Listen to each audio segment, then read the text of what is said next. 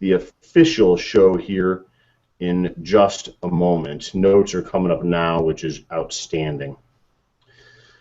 All right, folks, welcome to the Safety Solutions Academy Google Hangout number 16. We've been working on a series about the critical defensive skills, and it's been quite a series about a lot of audience participation, which I'm hoping we're going to have again tonight. I can see down in the bottom right corner that despite our little technical difficulties in the pre-show time frame, we've got folks that have jumped in and have logged in.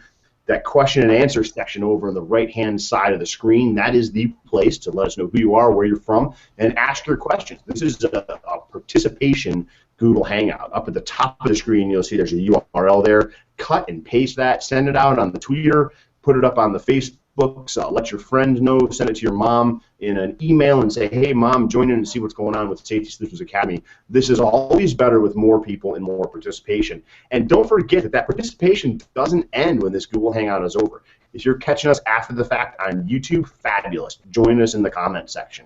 If you are catching this after the fact and you want to jump on the email, send an email to Paul at Safety Solutions Academy or Grant at info@grantcunningham.com.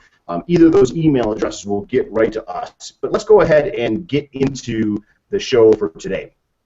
I'm Paul Carlson, owner of Safety Solutions Academy, and with us tonight, as typical on Thursdays, is our co-host, Grant Cunningham. And you folks know that the Safety Solutions Academy Google Hangout is the place where people come to try and sort out the challenges that surround personal protection, understand what it really is, to unravel the difficulties in defensive training, and to demystify the gun. And that's what we've been working on, is trying to understand critical defensive skills, what they really are, and how it is that we can train them appropriately so that we're ready when we face that worst case scenario. You know, my background, Paul Carlson, I'm not some kind of a crazy operator. You know, I've not put boots on the sand except, you know, hiking in, say, Arizona, New Mexico. You know, I'm not a military guy. I'm not a law enforcement officer. Never been on a SWAT team. I'm a husband. I'm a father. I'm a business owner. I'm a professional defensive shooting instructor. I'm somebody that's been studying how it is that humans can improve their performance when it comes to violent encounters, how they can understand them, break them down, train for them, and ultimately prevail when they need to. I've been working on that for a decade and a half. And that, coupled with my background as a professional teacher, middle school math and science teacher for almost 14 years, really kind of puts me in a unique position in the industry to help folks understand what it is that they need to know about these critical defensive skills, which is what it is that I've dubbed my courses, and that's what Safety Solution drives towards. And I'm really glad to have Grant Cunningham with us. You know, Grant is an outstanding individual. You know, first and foremost, I know Grant is an intellectual, a logical man, a thinker. Add to that resume the fact that he's an author multiple times over. How many books now, Grant? As a matter of fact, I just sent off the manuscript for number 5 today. Book number 5, right? I mean, you know, obviously we've got somebody that people want to listen to. And Grant also is a professional defensive shooting instructor. And so together, these hangouts, we've been wanting to structure these to help both end users understand what those critical defensive skills are. And we've been really impressed and thrilled, actually, at the number of instructors that have also been jumping on to try and sort out how it is they bring these skills to their students. So that's kind of what it is that we're after tonight. So, Grant, why don't you give people a really quick, you know, what's going on with Grant Cunningham and personalsecurity.us? What's going on? Well, you know, personalsecurity.us is my training site. That's where I put all the information dealing with self-defense and self-defense training and personal security sort of on a wider basis. And so, aside from writing books about shooting and self-defense topics, I write a lot of topics on the blog there, dealing with personal security and the things that you can do to keep yourself safe. And we look at it beyond the gun. Because keeping yourself safe is, in fact, more than just about the gun. Even though, like you, I'm a professional shooting instructor, a defensive shooting instructor, but I also recognize that things go way beyond that when we're talking about personal safety. So I spend, of course, a lot of time on the road teaching around the country. As a matter of fact, I'm going to be out in Ohio with you next month teaching, and just got back from California on a teaching trip. So I go around the country, teach people these skills that they need, skills that they can actually use to defend themselves with a firearm. And when I'm not doing that, I sometimes pretend that I'm a gunsmith, and people pretend to pay me. So it's good. All the wonders of being a small business owner, especially the part about people pretending to pay you. That's awesome. That's it. Brian, yeah. Brian, I'm glad you made it. Brian Sheets, student from last weekend, going to be a student again next week with Safety Solutions Academy. Glad you're able to be on. Fred's asking the question, what's with the looking at the phone to fix malfunctions? That could get you killed. Seriously, I thought that was pretty good. Yeah. That makes me laugh. That makes me laugh. Just on the inside, though, I mean, a little smile on the outside. That's pretty funny stuff. That's funny stuff. And I'm glad that fix it, move, move, move. The feet is gone. Move, move, move. Fred, you've got a sense of humor. Well, Grant, let's start out with our conversation tonight, talking a little bit about the big picture again. And what we've done each week is we've talked about some big picture and some little picture, and kind of narrowing things down. But from a big picture standpoint tonight, let's talk about this big idea of what is a skill and what's not a skill. When you talk to your students about skills and outcomes, how is it that you help them understand what's a skill and what it is that we're driving towards? Well, when I talk about skills are things that you do to achieve a specific result. And when we talk about, particularly in terms of defensive shooting, people will say, well, a defensive shooting skill is hitting the target. No. Hitting the target is a result of your application of the skills that you have, the things that you do to actually operate the gun. So when we're talking about skills, we're talking about things that we do, or the things that we can put into play. If we're talking about skills that aren't necessarily physical, there might be some mental skills involved. Things that we do to achieve an outcome, and a desired outcome, a specific outcome, a predictable outcome. Skills are things that we learn, or things that we know that we can apply to get to that outcome. So that's how I talk to my students about it. A skill is not making the bad guy go away. That's the result of, hopefully, the application of the skills that we have, and that includes maybe physical skills. That might be some mental skills as well, like knowing when to run away, certainly. Things like that. So we separate these into what we can teach, what we can learn, and then teach about what we hope is the correct outcome of those things that we've taught and those things that the students have learned. Yeah, I think that's really important, Grant. I think people sometimes get mixed up. And we've seen that in some of our emails with people wanting to talk about outcomes and not necessarily breaking that down into the skills that you need to stack one on top of the other to reach that outcome. And I think that that's an important thing to differentiate between, because those skills are things that we actually need to do to get that result that we're after. And so that's a really good way to sum that up. Now, a suggestion for you folks that are out there, Joe, one of our emailers from this past week actually chimed in and said, hey, I'm following the feed about 5 minutes behind. Not a computer whiz, but I suppose this is giving my computer enough time to catch up to the feed and he can stay connected. So if you're having connection problems, hit pause, go grab something to drink, come on back to the computer, press play, and hopefully you'll be connected as well. Now, the disadvantage is it might be a little bit harder for that interaction to take place, but it's better to be able to stay connected than not connected at all. So if you do have connection trouble, that's one of the possibilities that you can go to. So Joe, I do want to say thank you for that. Appreciate that tip, and hopefully that'll work. We've done 16 of these Google Hangouts now, but I'm not by any stretch of imagination an expert when it comes to this. And there are some outcomes I'd like to have and some skills that I need to develop to get those outcomes, and we'll see how that goes over the next year or so. But I appreciate that tip, Joe. So Grant, when we think about what it is that we look at from the skills, and especially when it comes to critical skills, I think that we have this kind of myopic viewpoint of things in the industry. We tend to not give it the whole look that we need to give it, and we often tend to look at things from one angle. If we were going to talk about caliber, the example I'd say is, well, when I ask somebody a caliber that they choose for defensive use, they're probably going to give me one aspect of that caliber that they really like. If it's really diameter they're after, they want a big wound channel, they're going to talk about the 45. If it's capacity, they're going to talk about the 9mm. If it's shootability, maybe they're going to talk about the 380. If it's velocity, they're going to talk about the 357 SIG. And then we look at this one aspect of something, and that's how we make our decision. But I've found, as I've looked at things, that that is a very short-sighted way to go about making these kinds of decisions. And that's kind of how our conversation turned as we were getting ready and kind of laying out our hangout for this week, was realizing that we need to make sure that people understand that when we're looking at these critical skills, we need to look at them from multiple factors. The first factor that's really important is looking at empirical evidence. How likely are you to need your skill?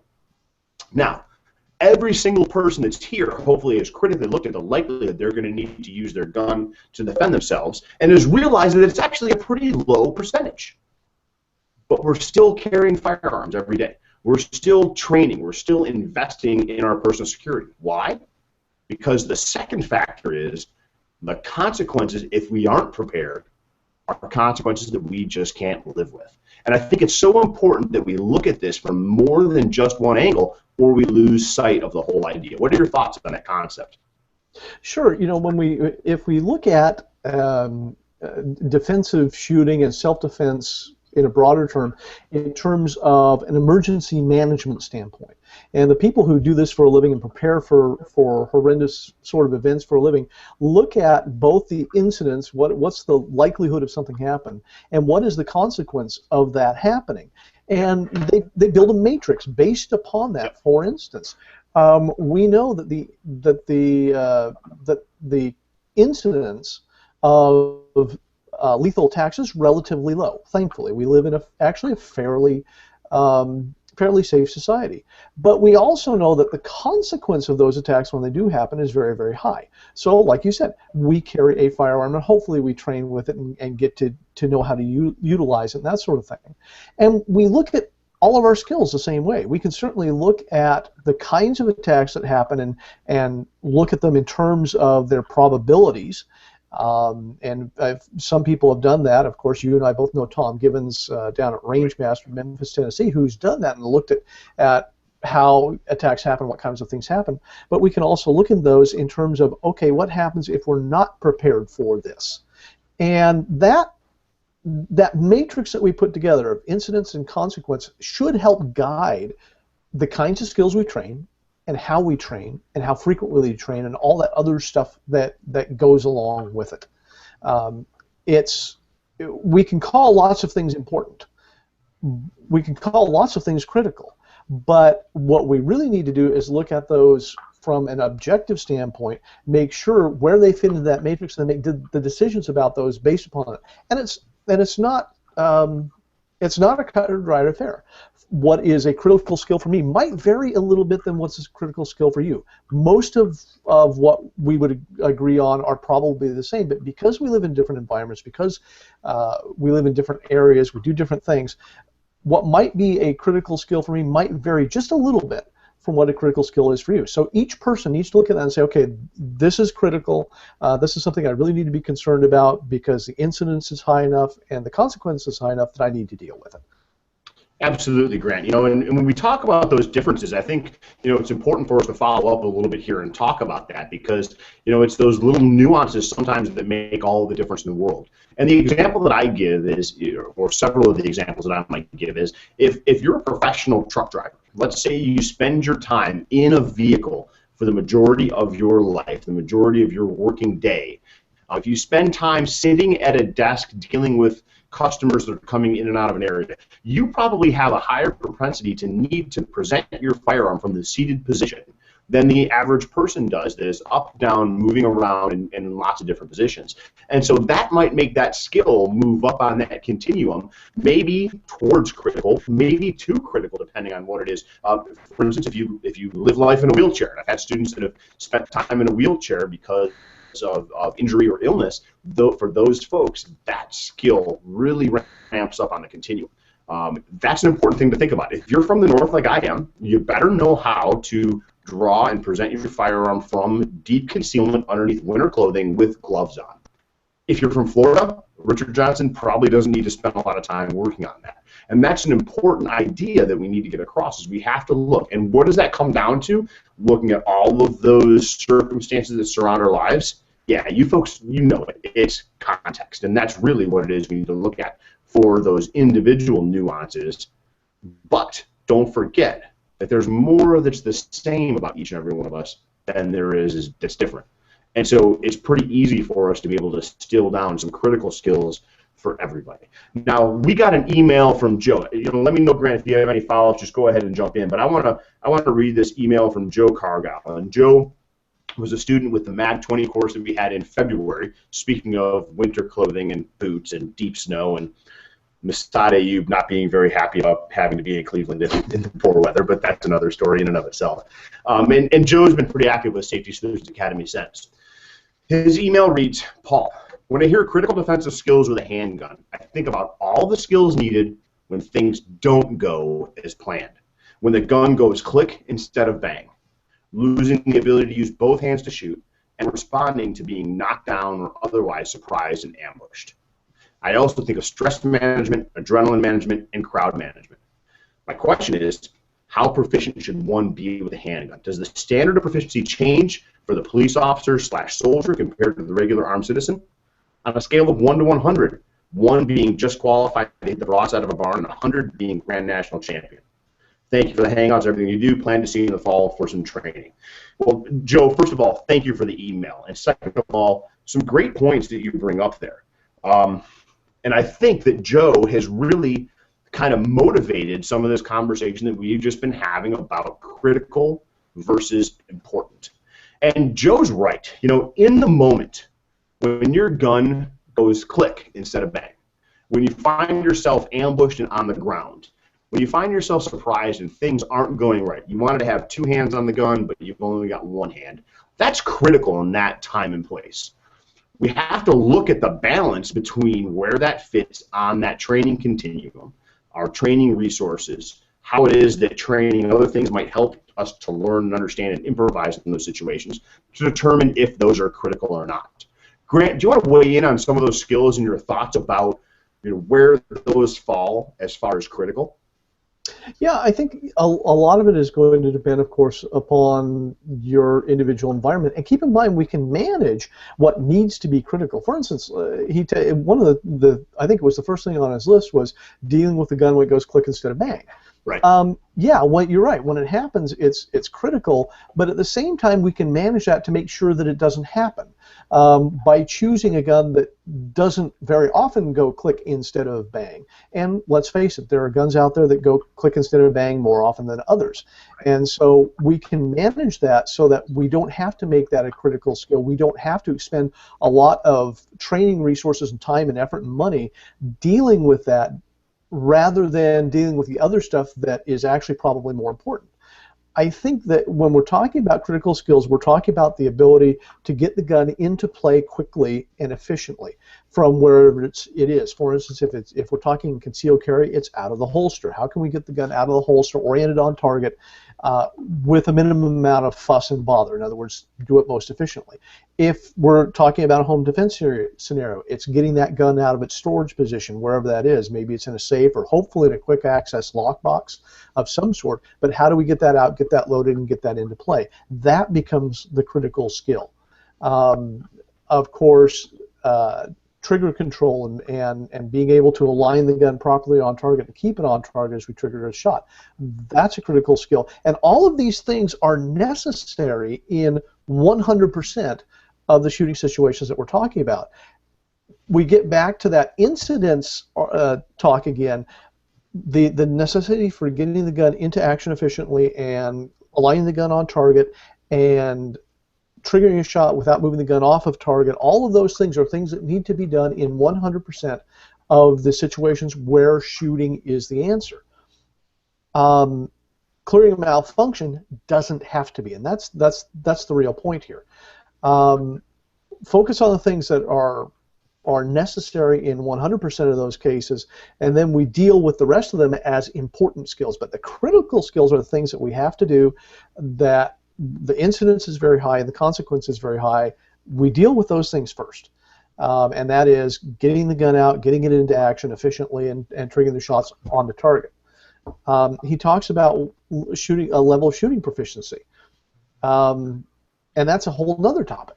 And right. we could do actually a whole show on that. But yeah, recognizing the precision that you need to deliver, and then being able to deliver that precision is certainly necessary to do, and we do that through the application of the skills that we've developed. Yeah, I agree with all of that, Grant. Let's start by talking about those individual skills.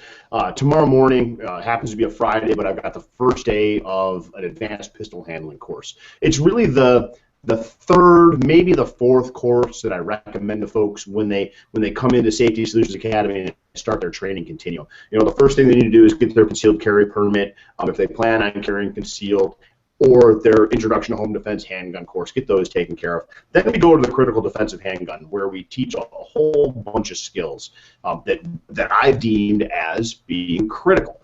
And then we move to advanced pistol handling. And when we're there, now we're dealing with the important stuff. And a lot of what it is that Joe has outlined there really falls into that group of important stuff. Now, because we get the opportunity in critical defensive handgun, we get to deal with, over the course of 2 days and 1,000 rounds, we get to deal with click. So we get to talk about that. And we'll talk about how that gets trained. It kind of goes along with the reload. And Grant and I have similar theories on the reload. You know, when we talk about losing the ability to use both hands, you know, we delve just a tiny bit into that in that critical defensive handgun course. We deal with, you know, shooting from a stance that we choose in that critical defensive handgun, knowing that because of the skills we're building upon, the foundation, we'll be able to improvise pretty well in other stances. But we really get into those skills. We dive deep into those skills into that advanced pistol handling course. And this really ties into the last part of Joe's question, where he says, you know, how good should you be? And the reality, Joe, in my personal opinion, this goes for everybody else out there, you should be as good as you can be. Now, what do I mean by can? Think about those resources. Think about time, effort, energy. Think about money. Think about your interest level. Think about all the resources that surround training. And you should invest those resources that you can afford to invest in training and get as proficient and competent as you can within that context that you live in with those quality skills. And that's how good you should be. The fact of the matter is, I can't set a bar. I can't say you should be this good because I have no idea how good your next threat is going to be. So be as good as you can be. Sounds like a military commercial. Any thoughts on that, Grant, that philosophy? Yeah, I think that the key here, Joe, is that you do have a limited amount of training time and resources. And I don't know, perhaps you're independently wealthy like Paul is, and so you've got... I'm drinking a craft brew this evening, ladies and gentlemen, that was left in my refrigerator by my last house guest. So, you know, it works out well. Independently wealthy. Yeah. So the fact is that even if you're very wealthy, you still have limited training resources, and you need to become as proficient as you can within the limits of the resources you have. And keep in mind that when we're talking your personal safety, you have to devote some of those resources to things other than the gun too, because there are other things that will keep you safe far more often than the gun will. So you need to factor that into your decision too. If you know, the question was, is it necessary to become, you know, a national champion to defend yourself? No, I don't think that's necessary. If you want to and you've got the resources to do it, great, as long as it doesn't interfere with all the other stuff that you need to do. So Paul's right. Get as good as you can within the limits of your training resources, and with the understanding that what you're training has to be based upon the context of your use, what kinds of things you live, and it has to be based upon those things that are important, and start with the critical skills first, those things that are high in incidence and high in consequence, and move down to those things that are important as you go along. If, for instance, you decide that drawing the gun out of the holster at a certain speed is really, really important to you, we go back and we look at, okay, what about all the other stuff that happens before that?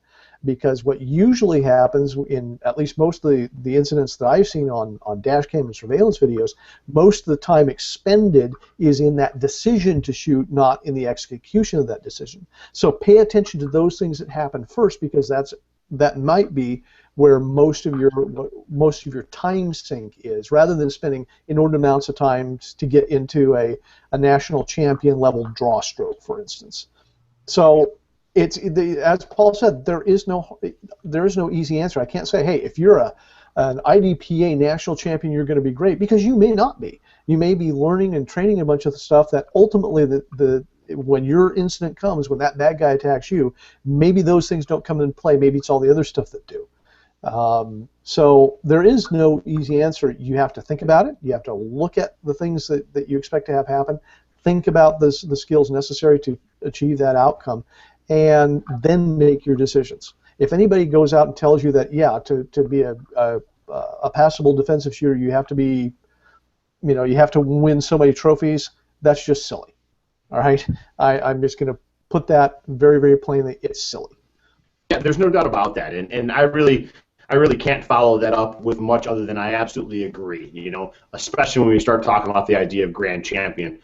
What application does that really have to shooting in a defensive scenario? Maybe there's some overlap, but there's a lot that may not be. So realistic training is really what it's all about, Joe, and train as much as you can afford to train when you consider all of those resources. And the list goes on and on of those resources you need to talk about.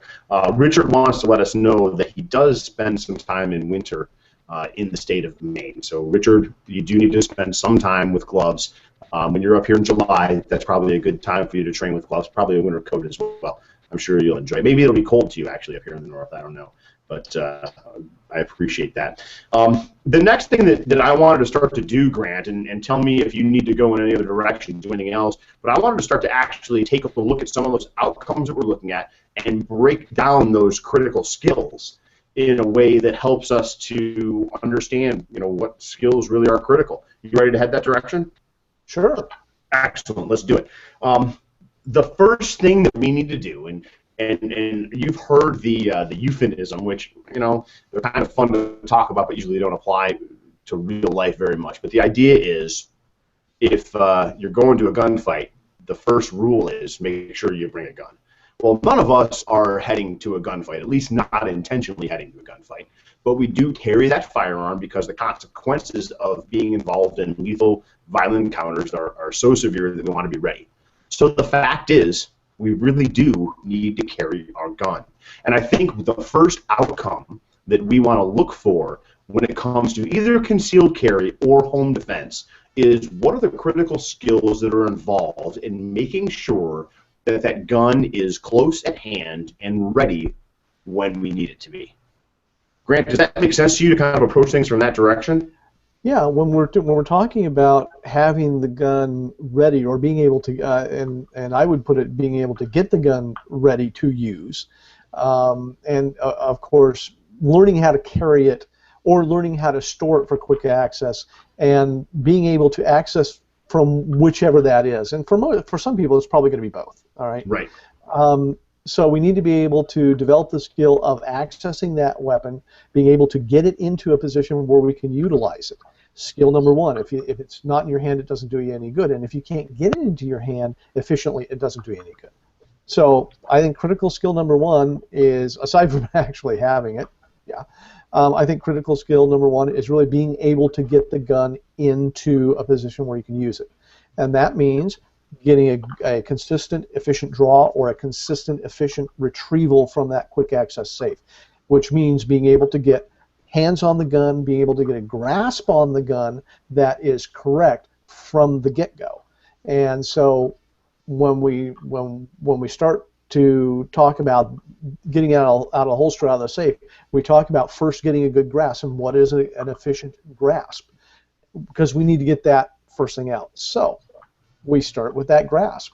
What does an efficient grasp look like? Where are our hands placed? Where does our trigger finger go? Where do our thumbs go? All of that stuff, that skill of getting a good grasp on the gun is important in being able to get the gun into operation from wherever it is. Absolutely, Grant. When I think about getting that grasp on the gun when it's in a concealed holster, there are a couple of things that I think about. I think about, number one, the fact that I'm going to have to be able to get through the covered garments that I'm wearing.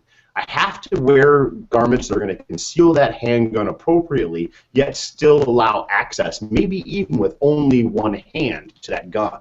And so we have to think about how it is that we dress and how it is that that we conceal that handgun. That can be a skill in and of itself. And so when it comes to that skill, I would encourage you to take a look at, can you access your firearm with just one hand? If my weak hand or my non-dominant hand, my non-firing hand is tied up, protecting my child, holding on to, you know, a hot dog that I don't have the presence of mind to let go of, opening a door, you know, blocking a strike, whatever the case might be, I may need to access the gun with this hand, and this hand only. And so therefore I need to make sure that I'm able to do that. I also want to make sure that the gun is in the right place.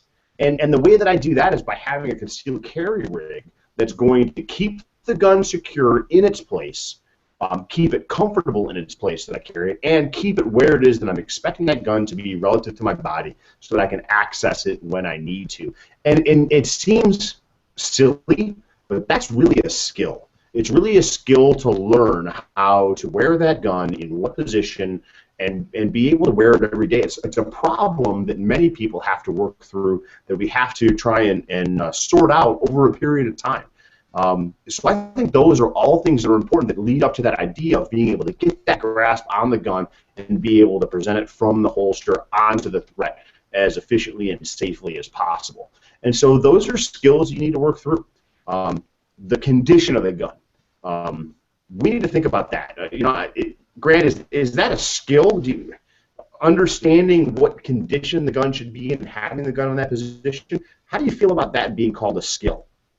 I think that's an enabling choice rather than a skill. I think when we talk about skills, is being able to take advantage of that positioning and taking advantage of that condition and learning how to deal with it.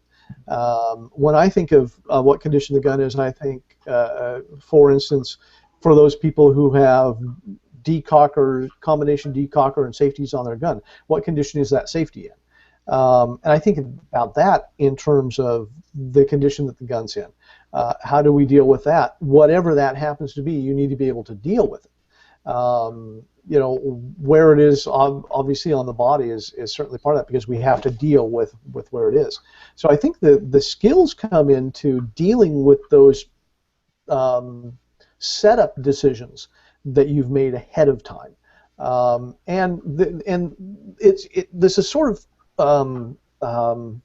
this sort of reinforces each other, because as your skills change, as your skills develop, you may decide that the condition you carry your gun in or the position you've got the gun in is going to change because you've learned enough or your skill has developed enough that you can do it somewhat differently. So I think of, you know, positioning, I think of condition in terms of things that our skills either have to develop around or our skills can take advantage of. Yeah, I can see that approach, Grant, and I think that that's important, and those decisions are certainly things that we must consider, and they can have that critical impact on how it is that we do things. You know, the mode that you carry your gun in can have a critical impact, and it also can determine how difficult the skill of presenting your handgun onto the threat can be.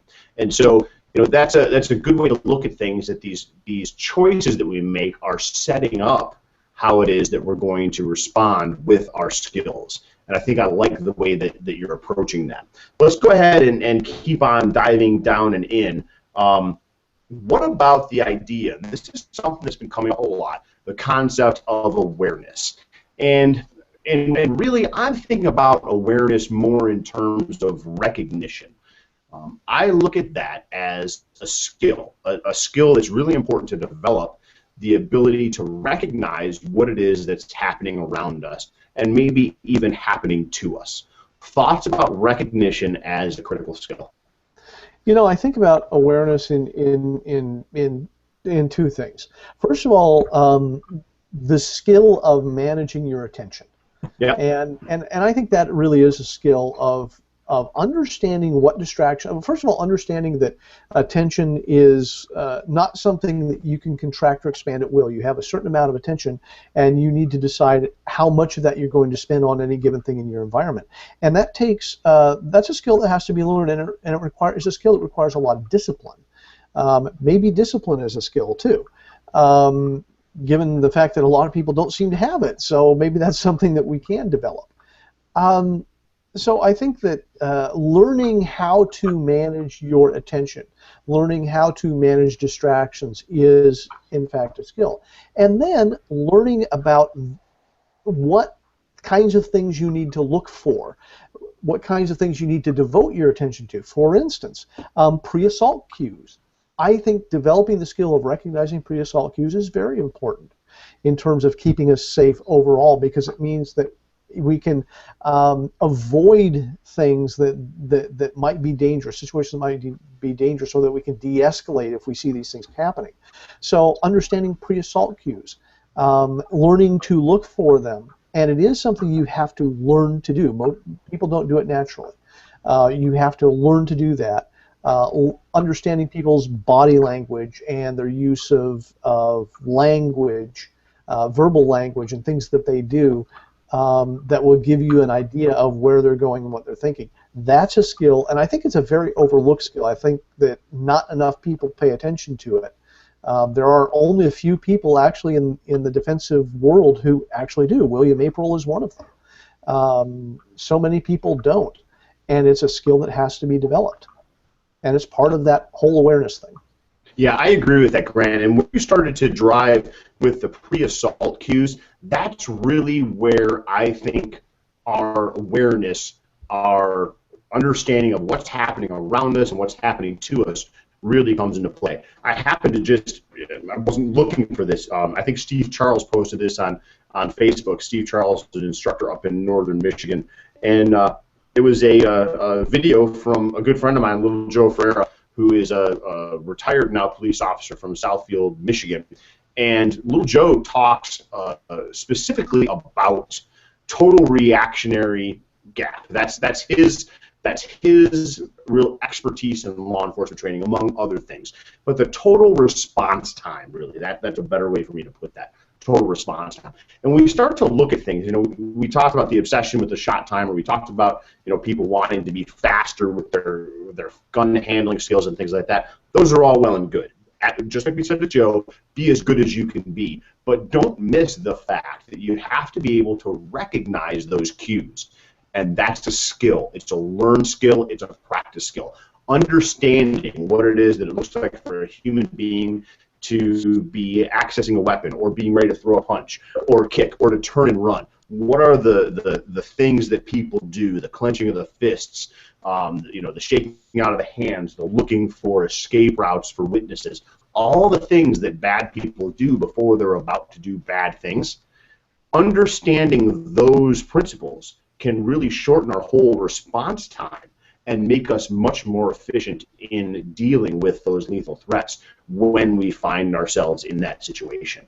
And I think that that's an important thing to think about when we're talking about this idea of awareness. We need to shorten the amount of time between when we realize we're in a fight and we start to take action to end that fight. And that's really what I think the key is there, and those are the skills. Any other skills you want to pile on top there, Grant, with looking about the idea of what it is that's going on around us?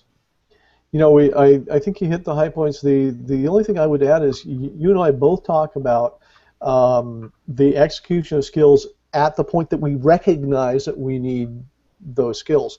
And you and I both spent a lot of time talking about and teaching people how to push that recognition point backward, so that we have more time to employ our skills, because that's where the real gains are. The real gain is not taking 0.2 of a second off your draw stroke. The real gain is gaining that maybe second and a half of time at the point you recognize it, between that point and the point you actually need to employ the skill. And that's where this whole idea of awareness and pre-assault cues and all this other stuff that we can train, skills that we can develop, really come in. Absolutely, Grant. I couldn't agree with that more. I think that people spend too much time dealing with that idea of the response itself. And the faster we can get to the response by the recognition of the problem, the better off we're going to be. Richard chimes in here, and I'm just catching this right now. From the perspective of awareness, where can someone go to learn more about violent criminal predators and how to recognize them? And, Richard, this is an excellent question. And Grant just threw out a name of someone in the industry that's doing some incredible work as far as I'm concerned with the regards to understanding what it is a violent criminal actor is and how it is that we can pick up on those behaviors and really deal with the chaos that they bring to us because of our lack of understanding of their totality. I mean, violent criminal actors are completely different people than you and me. And that person is William April. If you check, William April has a video on the Personal Defense Network, the 5 W's of self-defense, I believe is the title. And Grant, if you know the title, it'll be different than that. Next time you start talking, I'll do a little Google search and see if I can find it. But William April does some outstanding stuff. He does happen to be a Masada U Group instructor and works with Tom Gibbons at Rangemaster. And William April is going to be coming up here to Cleveland, Ohio. Wouldn't you know it? We'll be hosting him in July. I believe, off the top of my head, would be 19th and 20th, the weekend after you'll be here, Grant. And so, Richard, that's really where I would head. The other person, and Grant, I know you've studied this individual's work more than I have, so tell me if I'm misleading here. But the other place I would send Richard and anybody else that was interested in this stuff would be Rory Miller. Good tip? Yeah, in fact, that was as you were talking about, William, the first name I came up with is Rory Miller. Rory Miller is probably one of the more prolific writers on the idea of recognizing criminal violence. Now, he doesn't take the academic approach that William April does, and William April's approach is brilliant, and it's if you get a chance to study or read anything that William April has done, do it. Rory Miller comes at it from the practical side of it, having dealt with these people his entire career as a corrections officer, and dealing with what happens when people get ready to attack you. And that's his whole thing, is learning how people act, learning how people attack. All of those things that go into it, all the pre-assault cues. In terms of understanding those things, in terms of understanding physical violence, I think there's probably nobody that's actually better than Rory in terms of getting used to and coming up with counters to those physical attacks. Now, Rory's got a number of books out. They're all pretty good. He's got a new one coming out on the kinds of language and verbal assault cues that people that violent criminal actors use. The thing about Rory, his books tend to be somewhat complicated because he goes into a lot of depth. So you have to really read them and reread them to get everything that he's got out of it. But his work is really superb. He's one of the few people, I think, right now that is really good at being able to give you the practical side of recognizing the precursors to violence. Yeah, he is on my short list of people to spend more time reading about what it is they're doing and what's going on. So, Richard, those are the two suggestions that I would have for you. And I'm looking up the William April video right now. We'll let the Googles do their thing, and we'll keep rocking on. I think that those skills that, we tied this all in last show, the idea of the skills that can keep us from ever having to use the gun. These skills are kind of in that realm, but these are realms that are going to help us. These are skills, that are going to help us to use the gun more quickly because we'll know we need to use the gun. And I think that's one of the things that we want to think about that. So let's move on. Really getting that handgun oriented on the threat, Grant, is definitely got to be one of the critical skills that we talk about. And you already dove into the idea of what you call the grasp on the gun. Traditionally in the industry, people call it the grip. That's what I call it, when we grip that gun. The presentation from the holster. Let's talk about some of the skills that lead up to that outcome of getting the gun oriented on the threat. Why don't you dive into that while I finish this Google search, Grant? Well, I think you started off with it really well, talking about the skill of getting to the gun in the first place, getting clothing out of the way, garments out of the way, all that sort of thing. And that is a skill. It's something that you need practice doing. Now, I don't usually choreograph that too much, but I do encourage people to get used to getting their hand to the gun and getting into a full firing grasp on the gun at that point. And I think that's so the skill of getting to the gun, first of all, getting through all your clothing, however you do that, and then getting a grasp on the gun is the second skill that you need to be able to get the gun oriented at the threat. The next skill that you need is the ability to draw the gun out of the holster safely. And that's something that I know both you and I go into quite a bit of detail when we're teaching classes, is getting the gun out of the holster safely so that you don't cause yourself an injury that might be worse than what the bad guy would have caused. It's kind of silly to end up shooting yourself because you're trying to avoid the bad guy shooting you. I don't see that as a real good trade-off. I don't think that's a good investment. Of course, once you're out of the holster, getting the gun up into a good shooting position, whether that's one-handed or two-handed, and each one of those requires different skills. So those are the minimum things that we need to look at getting the gun oriented on the threat. Yeah, I think that there's a couple of areas there that I'd like to go just a touch deeper in, Grant. And the first one is getting that grip or that grasp on the gun. I see more challenges with students when it comes to their ability to actually get to the outcome that we're leading to, putting shots onto the threat, because they fail to get a quality grasp on the gun while it's in the holster. That leads to a whole series. It's like a set of dominoes. Once they start to topple, it just gets tougher and tougher and tougher to recover. And so I can't emphasize, how important that skill is of actually grasping the gun, getting that grip on the gun. We really want to get as much of a one-handed grip as we can on that firearm while it's still in the holster. We don't want to have to make adjustments as the gun is coming out of the holster.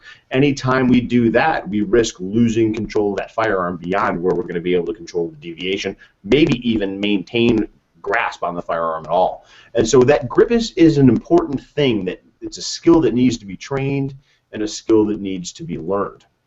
The other thing that I want to go deeper into is, we get this idea of, if you shoot yourself in a gunfight, it still counts as getting shot. And I want to take it a step further from that. People talk about that, and it's kind of a funny thing to say.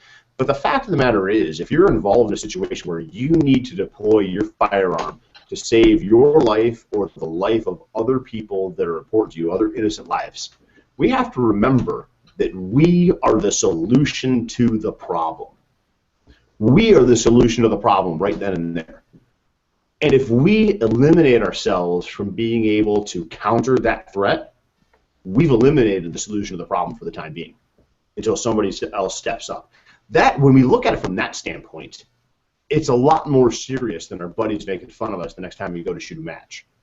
We now may never make it to that match to shoot because we've eliminated the solution to the problem. And so we have to make sure that we're able to get that gun out of the holster. And it's one of those things, especially in training, that I watch people again and again and again work to be faster and faster and faster and faster at. And when I continually tell people, people struggle with this, and they struggle with it because of that ego up in the top of their head. It doesn't have to be fast here in training. Here in training, it needs to be two things. It needs to be correct, and it needs to be smooth. And I'll add in there, kind of in between, it needs to be efficient. We want to make sure that it's efficient as possible. And if you can accomplish those things in training, then you'll be surprised how fast the actual draw will be when you need it to be. So we have to think about safety when it comes to getting that out of the holster, and don't worry so much about the speed. Thoughts, Grant? I think that's true. Taking yourself out of the fight because of a self-inflicted wound, as I said, you don't win. And the reason we have the firearm on our person, or have the firearm for any kind of personal defense, is because we want to survive the fight. And if you self-inflict yourself and not survive the fight, what was the whole purpose then? Right. And so I think, yeah, that's right. It's very important to pay very, very close attention to those things about making sure that you can get the gun into play safely. And it's especially true, of course, we talked about it on the holster, but that other side of the home defense side where we're getting the gun out of the storage, the lockbox or the quick access safe, wherever it is, not only does it now become a problem for us, but we're probably going to have loved ones around. So if we come out of this quick access safe, I've got my airsoft Glock here. You'll notice a little red tip. So this is an airsoft gun.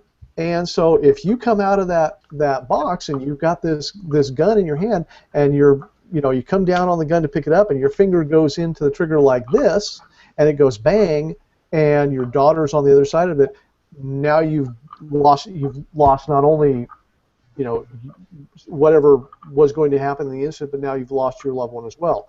So we pay attention to not just the draw out of the holster where it's important, but also that getting the gun out of the safe.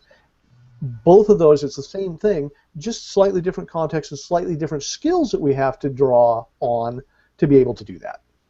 Absolutely, Grant. And when you bring up coming out of the lockbox or the quick access safe, not only do you risk injuring a loved one, you risk injuring yourself, not with a direct gunshot wound necessarily, but splatter from inside a steel box with a bullet and parts of bullets bouncing around. You risk fouling a firearm that now goes from being a functional firearm to being a firearm that needs to be somehow remediated to get it back into action. And the whole list of problems really starts to tumble. Again, another set of dominoes that just puts you further behind the curve than you already were. And those definitely are things that we want to do.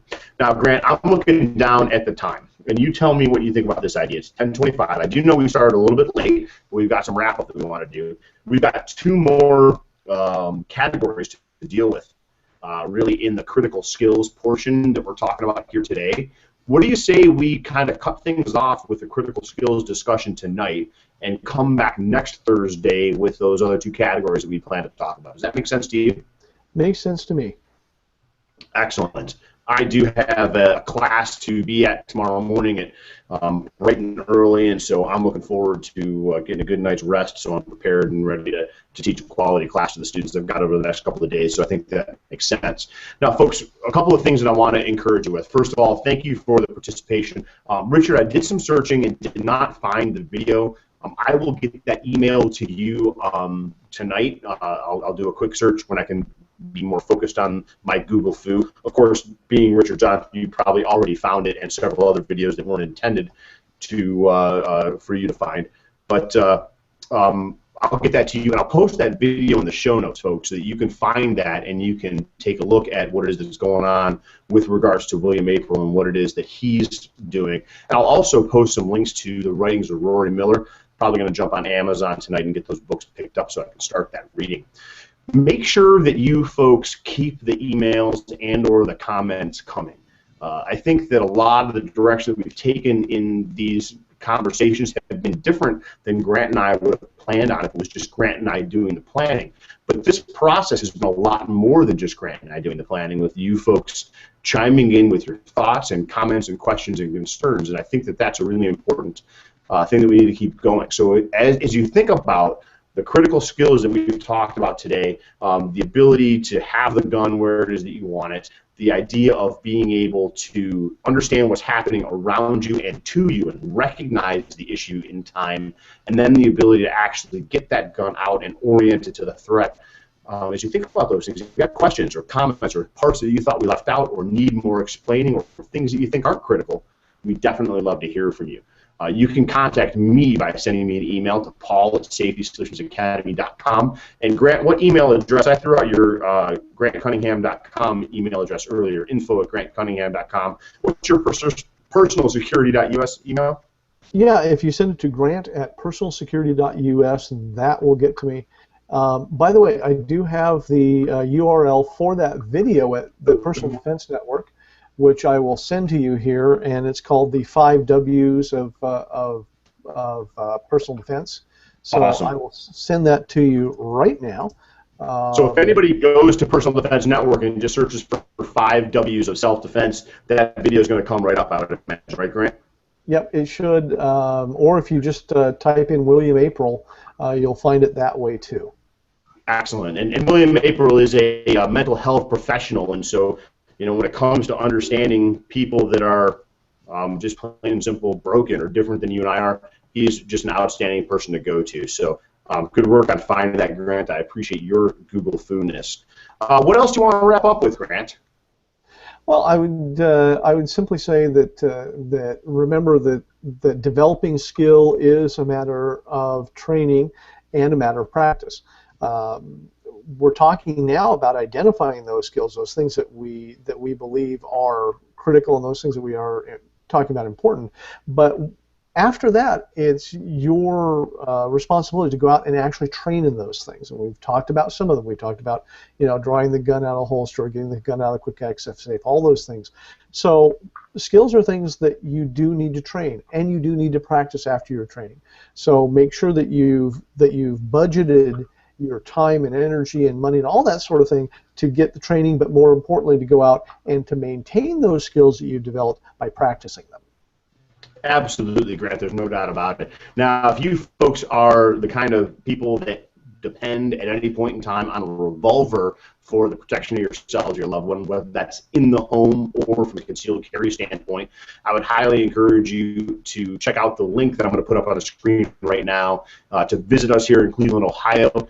Grant Cunningham will be coming to teach his defensive revolver fundamentals course. That course is a course that I'm really looking forward to taking as a student. It's been far too long since I've trained with my revolver from a defensive standpoint. I've got some practice in, but not enough training, so I'm really looking forward to that. We'd love to have you out. We still have a few spaces available. I've spent the last week helping students make arrangements that are coming in. We've got folks from Illinois, New Mexico. Obviously, Grant's coming from Oregon, Florida, Ohio. We've got quite a group of folks shaping up. We've got ammunition arriving on my doorstep for these folks as we speak. So I would highly encourage you to take a look at this course, not just because it's important to get out and train with the revolver, but it's an opportunity to train with someone that is really one of the, well, as I've said before, the guy literally wrote the book on revolvers. In fact, wrote several books. Grant Cunningham is known as one of the revolver experts here in the United States, and so there's no better person to learn from. In addition to that, he's an outstanding teacher and an incredibly logical and thoughtful individual, and so I'm looking forward to looking at his teaching skills as well. So make sure you head to Safety Solutions Academy, follow the link on the screen, and get yourself registered for the Defensive Revolver Fundamentals course as soon as possible, as in tonight would be the night.